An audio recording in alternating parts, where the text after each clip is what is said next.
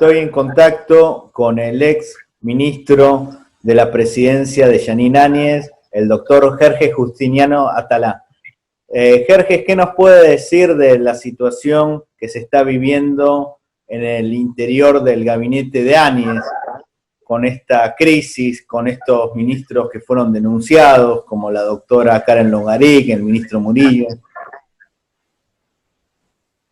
Bueno, lamentablemente creo que eso nos está demostrando un poco la falta de un gobierno serio, coherente, responsable y honesto.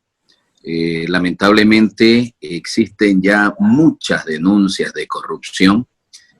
Hay múltiples los casos que pesan ya sobre este gobierno en apenas un poco más de 6 meses, casi 7 meses. En realidad ya 7 meses y un poco más. Cuando estabas en el gabinete, ¿intuiste que podía haber casos de corrupción? No, la verdad que no. La verdad que cuando estuve en el gabinete, que fueron pocos días, fueron 21 días prácticamente,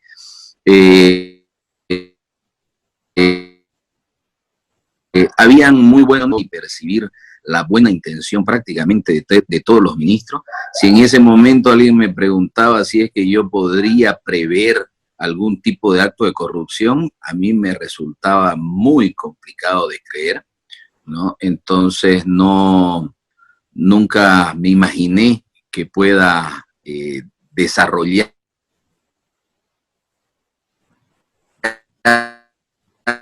este gobierno.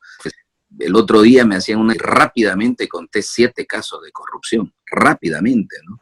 En Yacimiento se pudieron notar 3 casos de corrupción, una contratación de un seguro ilegal, una contratación de unos alimentos ilegales, una compra de combustible ilegal, 2 hechos de corrupción que tienen que ver con aviones del Estado, uno realizado por el ministro de la Presidencia, Yerko Núñez, que realizó un vuelo solidario para ayudar a una ex Miss, luego otro vuelo también de una parlamentaria muy allegada a Jeanine Áñez. Tina Torres, de Tarija.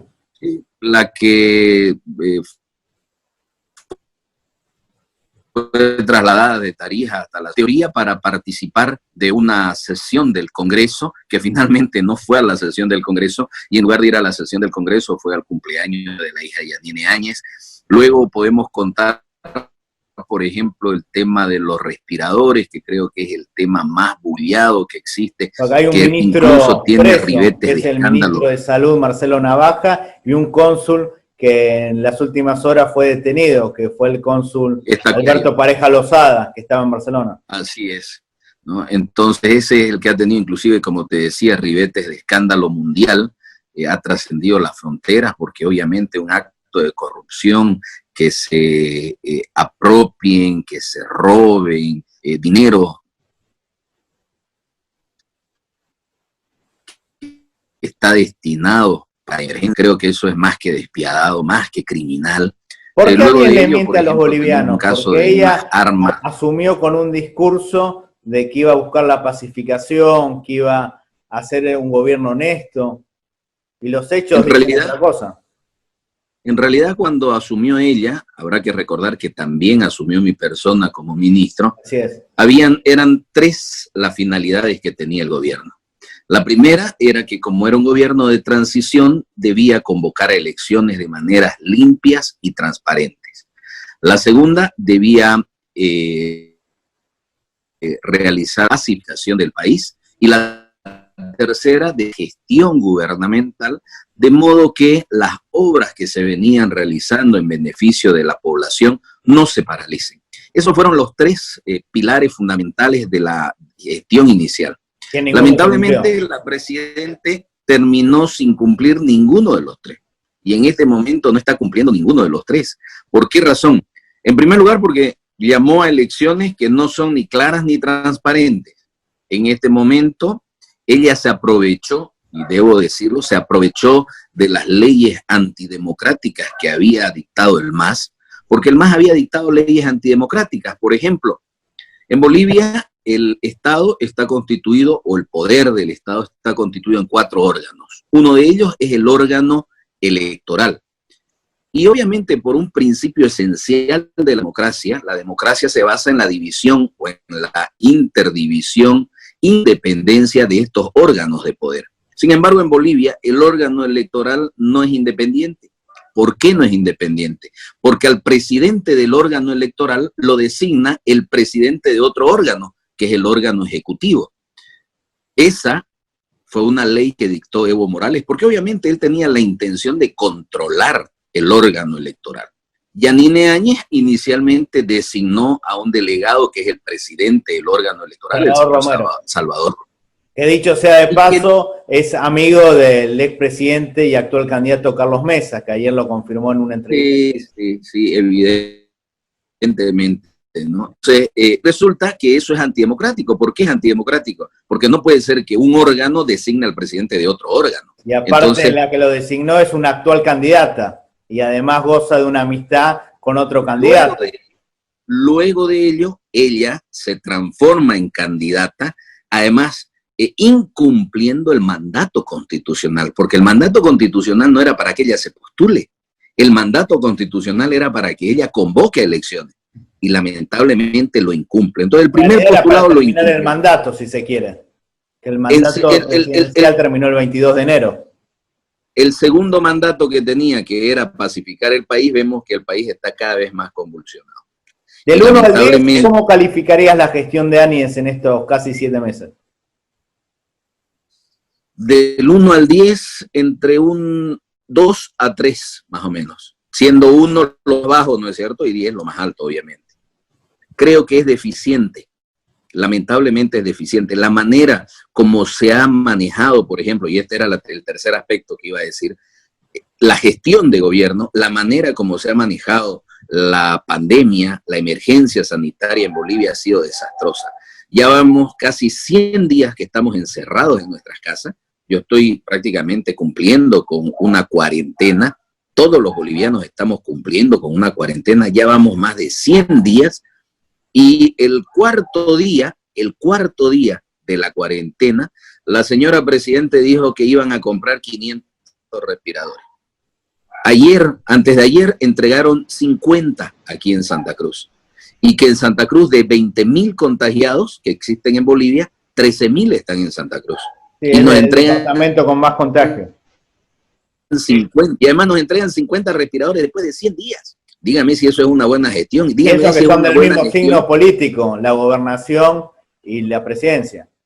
Obviamente, y además la gobernación ¿Usted se siente arrepentido de haber apoyado a Áñez, de haber sido ministro de ella?